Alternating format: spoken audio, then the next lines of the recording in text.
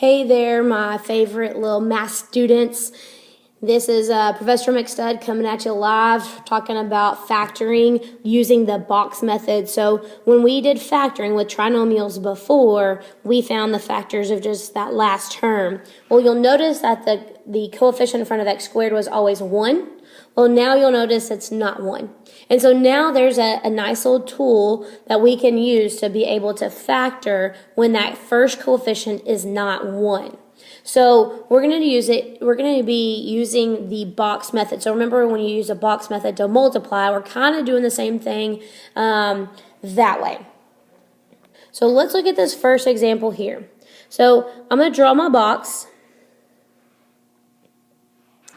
And I'm going to write my first term and my last term in these two boxes. So remember, whenever we multiplied our binomials, that's where those two went. Remember that these two were like terms that always added together. So now then, what needs to go there is kind of sort of the question. So what you have to do is you have to find factors of negative 16. That's not just some arbitrary number that I just came up with. That's this times this. I'm finding factors of factors of 16 that subtract to get me to 15. Well, that's going to be 16 times 1. So here's still my sum, but my product changed a little bit because I'm going to use the coefficient in front of x squared. Before it was a 1, so it didn't really matter. So now it's not 1. And so I have 16 and 1. So again, which one gets a positive, which one gets a negative? 16x and 1x. It's going to be 16 is a positive, 1 is going to be the negative. Now, here's what you're saying, well, that's not giving me factors, you're crazy. Well, here's what we're going to do. We're going to find the greatest common factor for each column and write it above each column. We're going to find the factors of each row and write it to the left of the row, and that is going to give us our factors. So greatest common factor of the left column is going to just be x. The greatest common factor of the right is going to be 8. So not both of those were negative, so that's another thing that came into play. You know, which one is negative, which one is positive, and as far as GCF goes. So this is going to be a little bit kind of useful for that. Now, the top row, I have the greatest common factor is going to be 2x, and the bottom row, the greatest common factor is going to be minus 1, negative 1 between those two. So now I have my factors. So what is this factored by? This is going to be 2x minus 1 times x plus 8. And those are your two factors. Now, I will tell you the way that I learned was just start plugging and chugging and trying to start multiplying out and seeing what you could get. So this box method is really way easier than the way it used to be taught. So here, let's look at this second example. So I'll need to find factors of 33, because 3 times 11, and that give me to 34. Well, that's going to be 33 times 1. And both of them are going to be plus. So here's my box.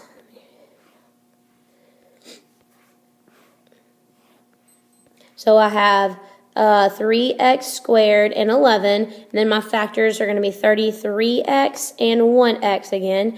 Both of them are positive, so if you want to write the plus and sum up there, you can, but I think that's you kind of understood to be. So the greatest common factor of the left column is going to be x. Greatest common factor of the right column is going to be 11, both positive. Then the greatest common factor of the top row is going to be 3x. Greatest common factor of the bottom row is going to be plus 1. Two factors are going to be 3x plus 1 times x plus 11. Those are your factors there. So hopefully pretty simple, especially now that we've done GCF and finding that helped you out. So I have 4x squared and a negative 1. I'm finding factors of negative 4, or just 4, I guess, that subtract to get me to 3. That's going to be 4 times 1. Kind of is on a kick of 1. So let's see. So I have 4x and just 1x. Actually, negative 1x, because 4 is going to give me my positive. Greatest common factor of the left column is going to be x. Greatest common factor of the right column is going to be 1. And then top row is going to be 4x. And then bottom is going to be minus 1. So here we are going to have x plus 1 times 4x minus 1. Those are our two factors here. All right, so then lastly, I have factors of 18 that are going to get me to negative 7. I think that's going to be 9 and 2, but they should add to get me to 7. Should add it, so they have to add to get to 7.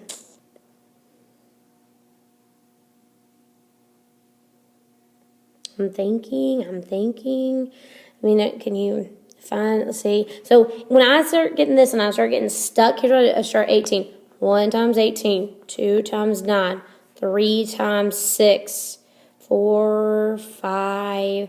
Okay, so 6.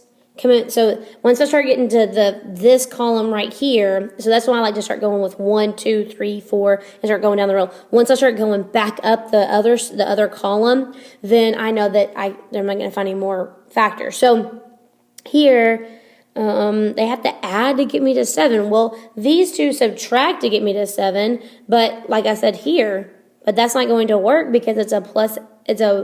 Both of them would have to be negative. When you add those two, that should be 11, so 7. So on ones like this, you're going to get prime. What does prime mean? Well, kind of go back in your mind. Prime means that there's not another factor besides itself and 1. So be very careful when you get a prime. You probably won't see very many of them. I mean, technically, I guess you would have just as many as you would kind of in the number system. But just be very careful when you do get a prime that you go back, double check your factors, even if you want to. Like, let's say you thought maybe it is 7 and 2 or 9 and 2, and I just messed up. Go plug them in and then use your your check to multiply it out and see if you get that. So that's kind of sort of a little special case there I wanted to show you. But that's the box method. Pretty simple, but yet you kind of sort of still have to know the basis of, what am I finding factors of, what am I supposed to add to, and that tricky little negative sign. So that's what I have for you, factoring using the box method, and that's what we have.